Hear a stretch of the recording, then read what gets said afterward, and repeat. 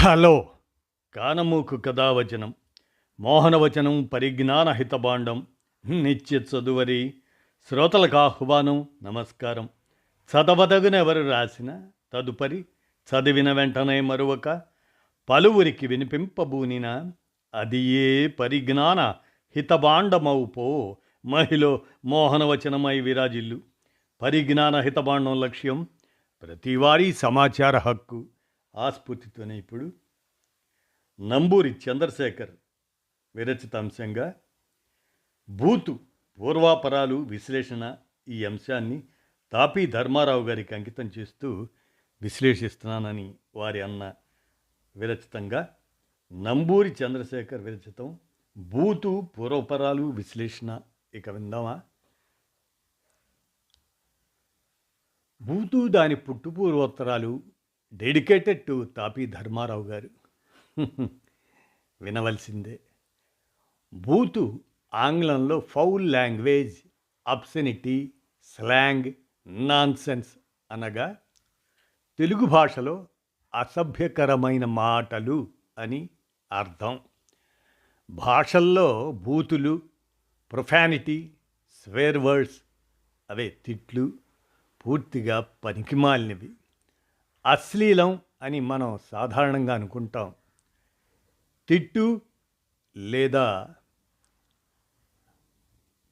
తిట్లు లోకాన్ని బూతు మాటలు ఉండవచ్చును, కానీ అన్ని తిట్లు బూతువు కావు.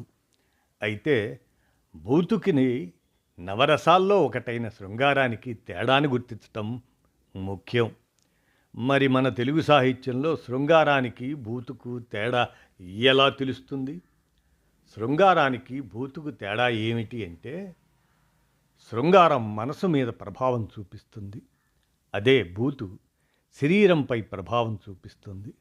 శృంగార సాహిత్యంతో మనసు ఉప్పొంగుతుంది ఉల్లాసంగా, అదే బూతు సాహిత్యం వలన శరీరం ఉప్పొంగుతుంది. అంతకు మించి డీటెయిల్స్ అడక్కండి, బాగోదు.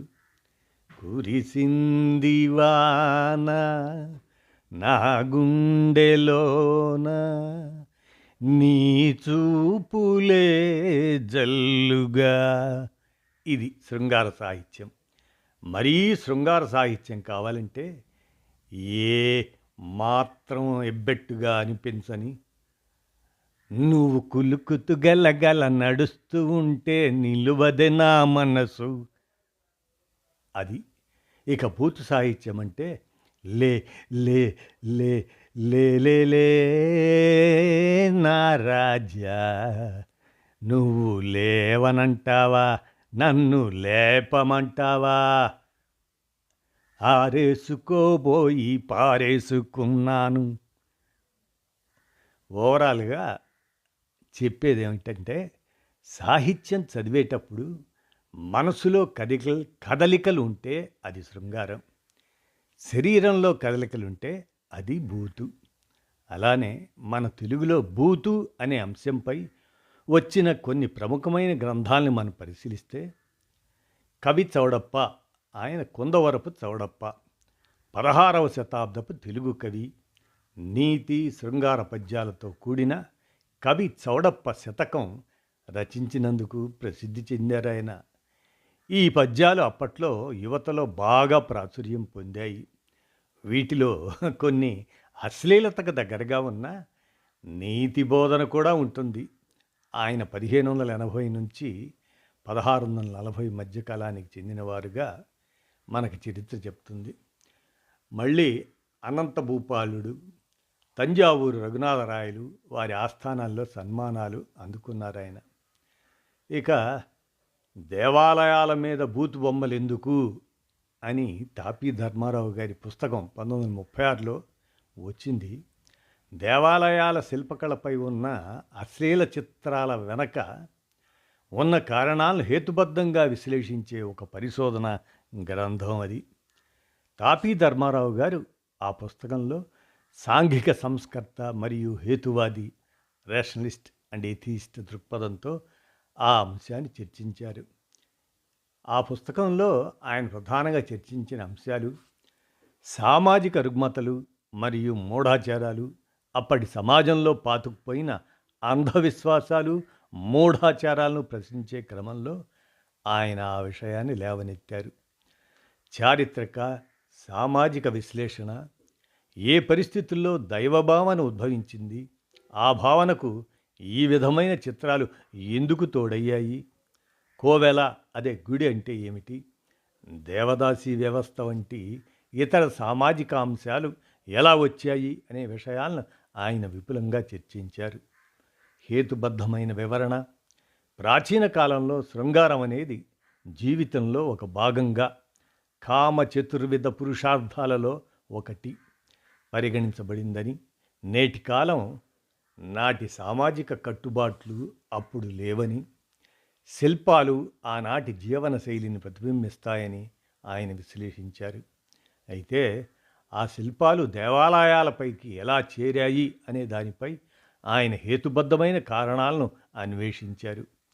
పాశ్చాత్యుల దృష్టికోణం, ప్రాచీన భారతీయ కళ మరియు శిల్పకళను పాశ్చాత్యులు తమ దృష్టికోణం నుండి అశ్లీలంగా ముద్ర వేశారని, కానీ భారతీయ సంస్కృతిలో అది జీవిత సత్యాలలో ఒక భాగమని ఆయన వాదించారు.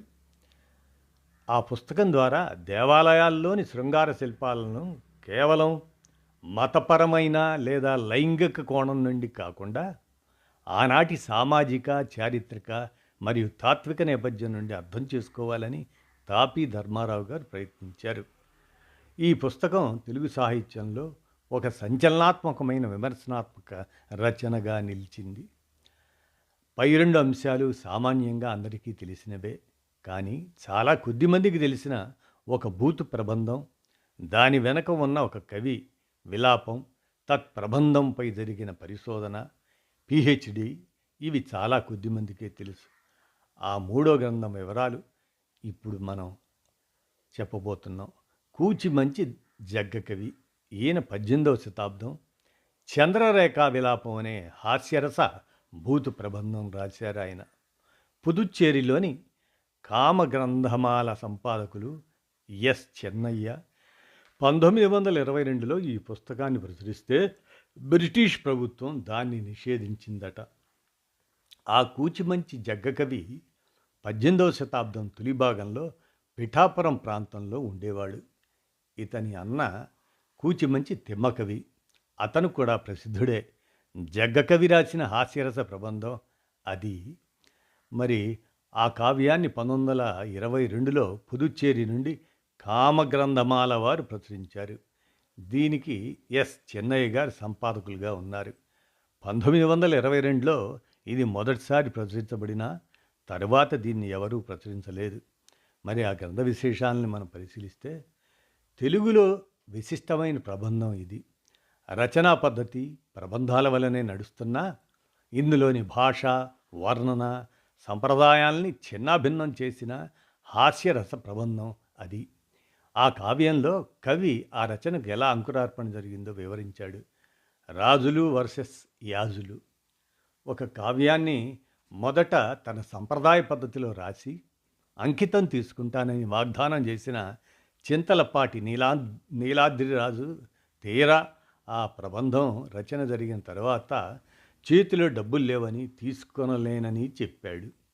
అంతేకాక వాటి వల్ల ఏమీ ఉపయోగం కలగడం లేదని, డబ్బు ఖర్చు లేకుండా తన గురించి తను ఉంచుకున్న వేశ్య చంద్రరేఖ గురించి ఓ హాస్య ప్రబంధం రాయమని సలహా కూడా ఇచ్చాడు.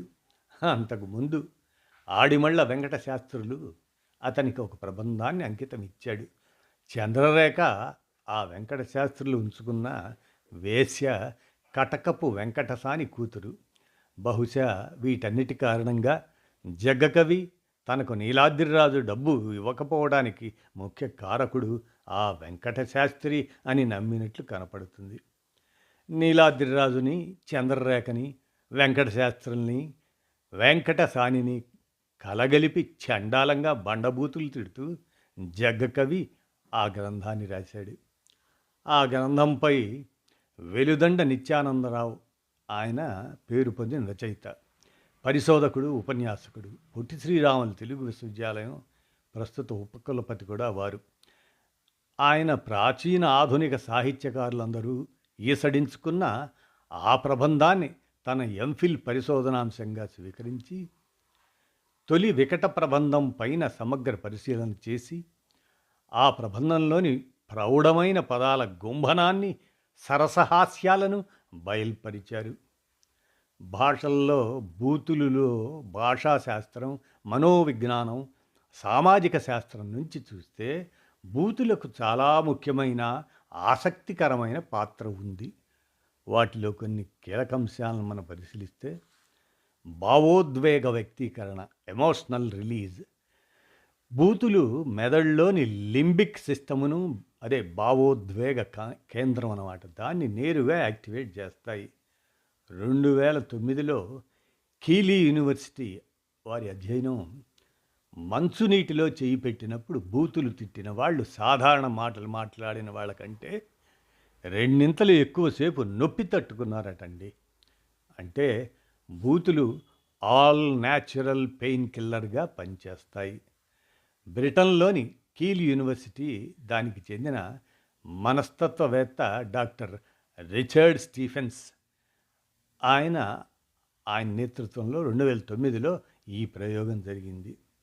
దీని గురించి మరికొన్ని ఆసక్తికరమైన వివరాలు ఏమిటంటే, ప్రయోగం ఎలా జరిగింది, పరిశోధకులు విద్యార్థులను 2 గ్రూపులుగా విభజించారు. వారిని తమ చేతులను గడ్డగట్టేంత చల్లటి నీటిలో, అదే ఐస్ వాటర్లో ఉంచమని చెప్పారు. మొదటి గ్రూపు వాళ్ళు చెయ్యి నీటిలో ఉన్నంతసేపు వారికి నచ్చిన బూతు మాటను పదే పదే గట్టిగా తిట్టమని చెప్పారు. ఇక రెండో గ్రూపు వాళ్ళు చేతిని ఆ నీటిలో ఉన్నప్పుడు ఒక సాధారణమైన పదాన్ని, ఉదాహరణకు బల్ల, కుర్చీ, బెంచి, ఇలా పదే పదే అనమని చెప్పారు. ఇక ఫలితాలు ఏం చెప్పాయంటే, మీరు చెప్పినట్లుగానే బూతులు తిట్టిన వారు సాధారణ మాటలు మాట్లాడిన వారి కంటే ఎక్కువసేపు ఆ చల్లటి నీటిలో చేతిని ఉంచగలిగారు. వారు నొప్పిని భరించే సామర్థ్యం, పెయిన్ టాలరెన్స్, దాదాపు రెండింతలు వారికి పెరిగిందంట. మరియు వారికి నొప్పి తీవ్రత కూడా తక్కువగా అనిపించిందటండి. ఇది ఎలా సాధ్యం అంటే, దీని వెనక ఉన్న సైన్స్, బూతులు తిట్టడం అనేది కేవలం నోటి మాట కాదు, అది మెదడుకు సంబంధించిన ఒక భావోద్వేగ ప్రక్రియ. Fight or flight, FIGHT or FLIGHT, fight or flight. అంటే మనం బూతులు తిట్టినప్పుడు మన మెదడులోని భావోద్వేగ కేంద్రమైన అమిగ్దాలా అది ఉత్తేజితమవుతుంది. ఇది శరీరంలో ఫైట్ ఆర్ ఫ్లైట్, అంటే పోరాడు లేదా పారిపో అనే ప్రతిస్పందనను ప్రేరేపిస్తుందట. ఇక ఎడ్రినలిన్ రష్ అంటారు. అది ఈ ప్రతిస్పందన ఏంటంటే, శరీరంలో ఎడ్రినలిన్ హార్మోన్ విడుదల పెరుగుతుంది మరియు హృదయ స్పందన రేటు పెరుగుతుంది. ఇక సహజమైన పెయిన్ కిల్లర్ ఏంటంటే, శరీరం అప్రమత్తంగా ఉన్నప్పుడు లేదా ఒత్తిడిలో ఉన్నప్పుడు నొప్పిని గ్రహించే శక్తిని తాత్కాలికంగా తగ్గిస్తుంది. దీన్నే స్ట్రెస్ ఇండ్యూస్డ్ ఎనల్జీసియా అంటారు. స్ట్రెస్ ఇండ్యూస్డ్ ఎనల్జీసియా అంటే ఆ సమయంలో బూతులు ఒక సహజమైన pain killer, all natural pain killer లాగా పనిచేశాయన్నమాట. మరి ముఖ్యమైన గమనిక ఏంటంటే, అయితే ఇదే పరిశోధకులు చేసిన తదుపరి అధ్యయనాల్లో ఒక విషయం తేలింది. ఈ టెక్నిక్ అందరికీ ఎప్పుడూ పనిచేయదు. ఎవరైతే నిజ జీవితంలో చాలా అరుదుగా బూతులు తిడతారో వారికి మాత్రమే ఇది బాగా పనిచేస్తుంది. నిత్యం బూతులు మాట్లాడేవారికి ఆ పదాల్లోని తీవ్రత, షాక్ వాల్యూ తగ్గిపోతుంది. కాబట్టి వారికి నొప్పి నుండి పెద్దగా ఉపశమనం కలగదు. కాబట్టి మనకు దెబ్బ తగిలినప్పుడు అప్రయత్నంగా అబ్బా అని అరవడం లేదా కోపంలో ఏదైనా మాట అనడం అనేది నొప్పిని తట్టుకోవడానికి శరీరం చేసే ఒక సహజమైన ప్రయత్నమే. ఇక సామాజిక బంధం ఉంది చూశారు, సోషల్ బాండింగ్. ఆ బూతులు గ్రూప్ ఐడెంటిటీని బలపరుస్తాయండి సామాజిక బంధం. ఎట్లా అంటే, మిలిటరీ, క్రీడా జట్లు, స్నేహితుల సర్కిల్స్లో బూతులు వాడితే వాళ్ళ మధ్య నమ్మకం, సౌకర్యం పెరుగుతుందని అధ్యయనాలు చెబుతున్నాయి. అది మ్యాసచ్యూసెట్స్ యూనివర్సిటీ 2017లో ఆ అంశంపై ఇది జరిగిందనమాట. తెలుగులో స్నేహంగా, ప్రేమపూర్వకంగా తిట్టుకోవటం లేదా నాటీగా వేసుకునే జోకులు ఇవన్నీ ఒక రకంగా ఇన్ గ్రూప్ ఇంటిమసీని పెంపొందించే అంశాలే అంటున్నారు. ఇక భాషలో శక్తి మరియు సృజనాత్మకత. బూతులు చాలా భాషల్లో అతి పురాతనమైన అంశాలు. లాటిన్ నుంచి ఫ్యూచువో, ఫక్, ఇంగ్లీష్లోకి సంస్కృతం నుంచి లాంగోలాచాలనం, తోక ఊపుడు అంటారు. అలాంటివి తెలుగులోకి వచ్చాయి, లాంగోలాచాలనం. ఇక బూతులు లేకపోతే భాష చాలా ఫ్లాట్గా ఉంటుంది. బూతు ఎక్కువ ఎమోషన్ను క్యారీ చేస్తుంది. తెలుగు బూతుల ఖాస్ దాని ప్రాముఖ్యత ఏంటంటే తెలుగు బూతులు దేశంలోనే అత్యంత సృజనాత్మకమైనవి. శరీర భాగాలు ప్లస్ జంతువులు ప్లస్ క్రియల కాంబినేషన్లతో ఒక రకమైన కవిత్వమే ఉంటుంది. తెలుగు బూతుల్లో రిథం, అలిటరేషన్, ఇమేజరీ అన్నీ ఉన్నాయి. రేప్ బ్యాటిల్స్, ఫోక్ సాంగ్స్, జానపద గీతాల్లో కూడా బూతులు ఉండేవండి. సోషల్ మీడియా మీమ్స్లో తెలుగు బూతులు ఒక ఆర్ట్ ఫామ్లా మారాయి. బూతులు చెడ్డ మాటలు అనుకుంటే ఎలా? అవి మన భాషలోని అతి శక్తివంతమైన భావోద్వేగంతో నిండిన టూల్స్. సరైన సందర్భంలో వాడితే భాషను మరింత జీవవంతంగా, రియలిస్టిక్గా చేస్తాయి. అయితే అనవసరంగా గాయపరిచేలా వాడితే మాత్రం హానికరమే. బూతులు ఎందుకు మాట్లాడతారు? అందువలన బూతులు మాట్లాడే వారికి ఏమిటి ఉపయోగం అంటే, ఎవరి మీదైనా దేని మీదైనా కోపం వస్తే కొంతమంది తిట్లదండకం అందుకుంటారు. అది వారి కోపం యొక్క భావ ప్రకటన. తొండ ముదిరితే ఉదూసరవల్లి అనే సామెత వినే ఉంటారు. మనం ఒక విషయంలో దిగంబర కవులు గుర్తుకు రావచ్చు. సరే, ఆ ఆ కొంతమందికి కోపం తారాస్థాయికి చేరితే కట్లు తెంచుకున్న కోపం నుంచి బూతులు వస్తాయి. చిన్న గొడవ కాస్త మాట మాట పెరిగి తిట్ల నుంచి బూతులకు మళ్తారు. ఈ బూతుల వల్ల ఏమి ఉపయోగం అంటే కోపంలో తిట్టే తిట్ల వల్ల వచ్చే ఉపయోగమే అహం సంతృప్తి.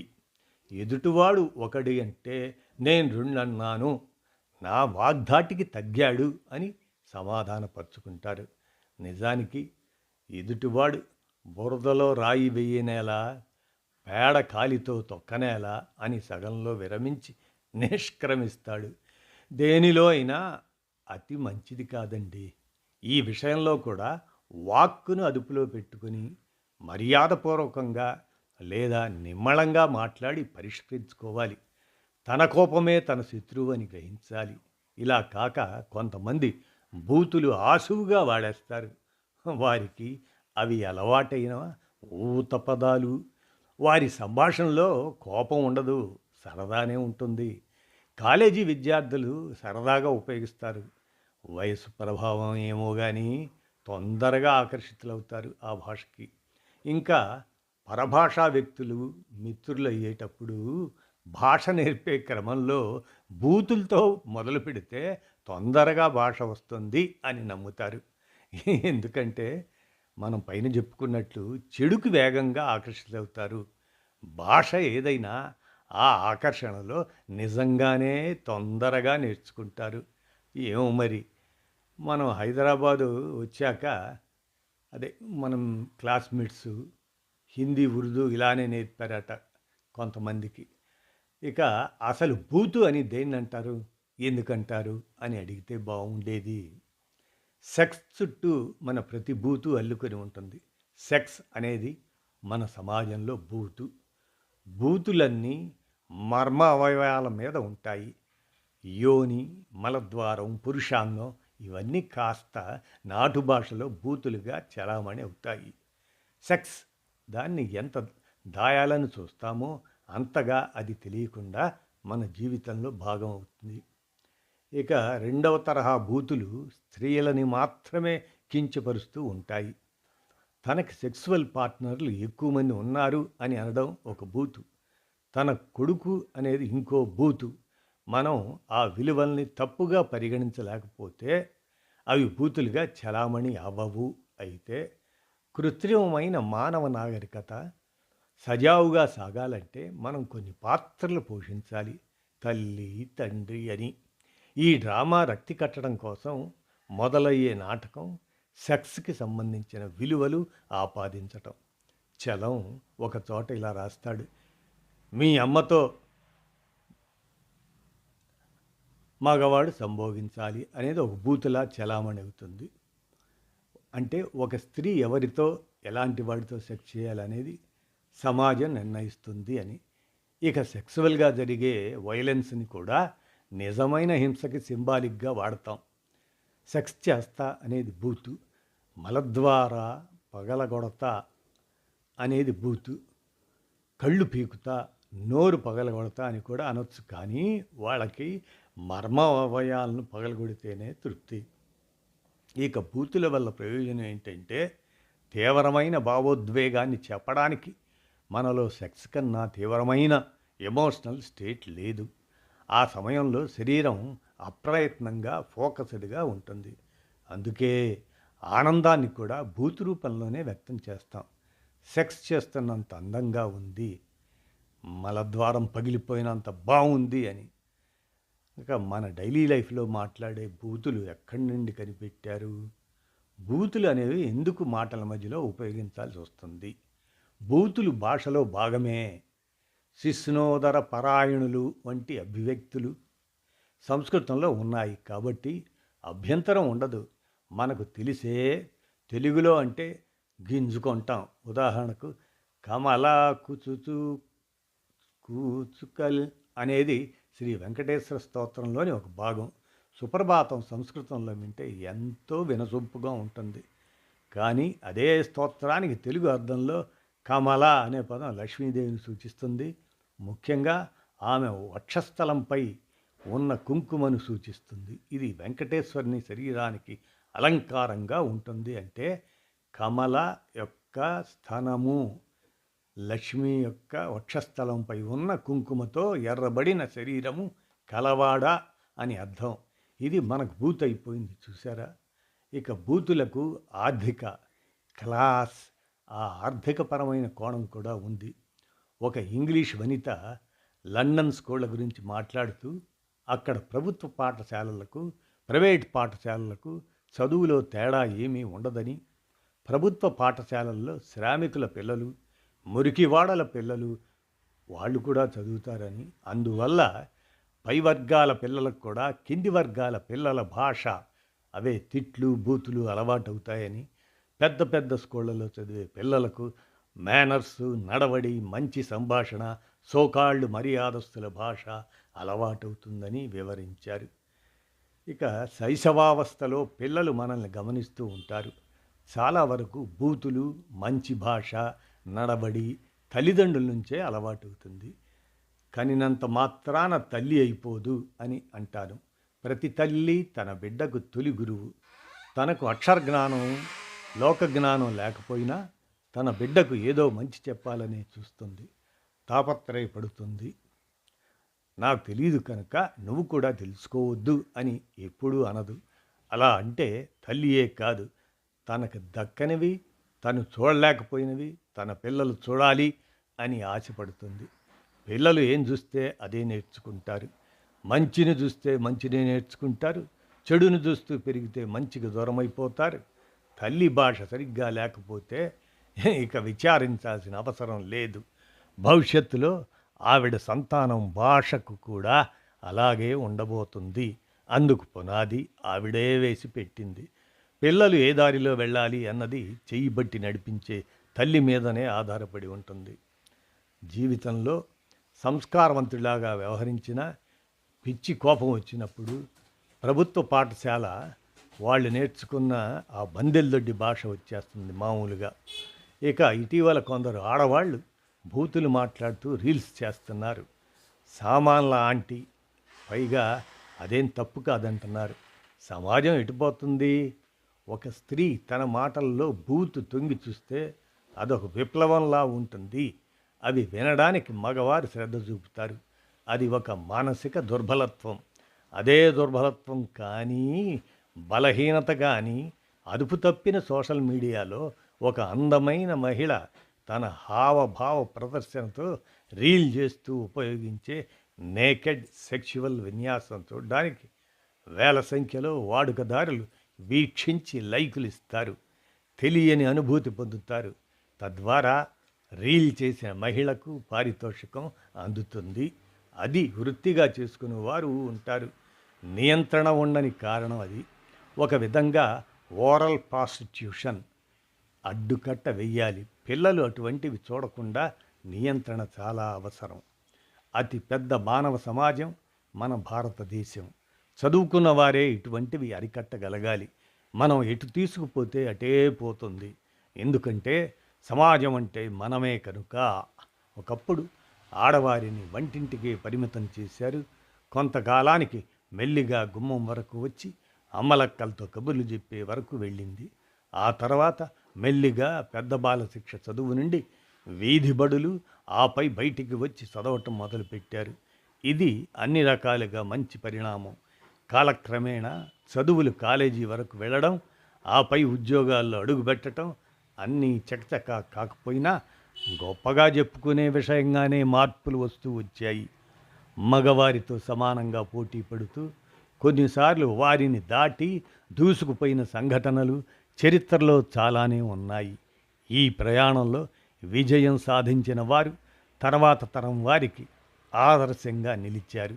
ఇది స్త్రీవాదం అంటే మగవారితో సమానంగా పోటీపడి నెగ్గుకు రావటం, వారికంటే ఎందులోనూ తక్కువ కాదు అని చెప్పడం, నిరూపించడం.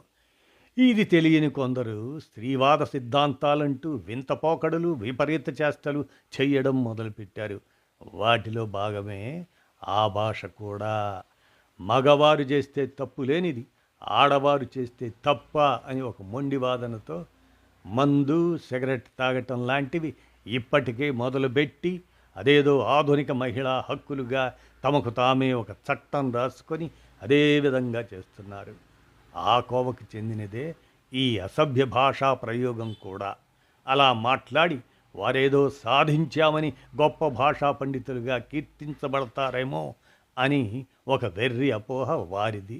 నిజానికి భాషలో లింగభేదం ఉందేమో కానీ భాషకు లింగభేదం లేదు. అసభ్యంగా మాట్లాడితే ఎవ్వరూ హర్షించరు.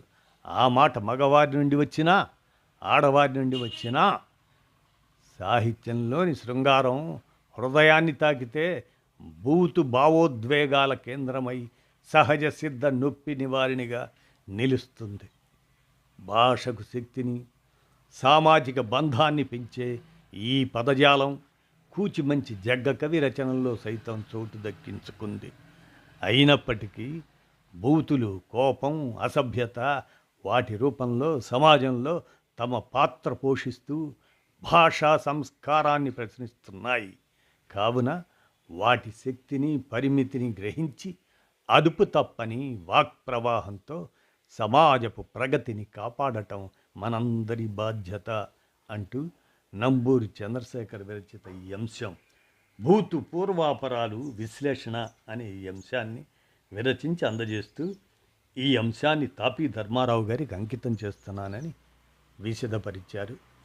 ఏది ఏమైనా అవగాహన నిమిత్తం ఈ అంశాన్ని భూతు పూర్వాపరాలు విశ్లేషణ అనే అంశాన్ని మన కానమోకు కథ వచ్చిన శ్రోతలకు మీ కానమోకు స్వరంలో వినిపించాను. విన్నారుగా, ధన్యవాదాలు.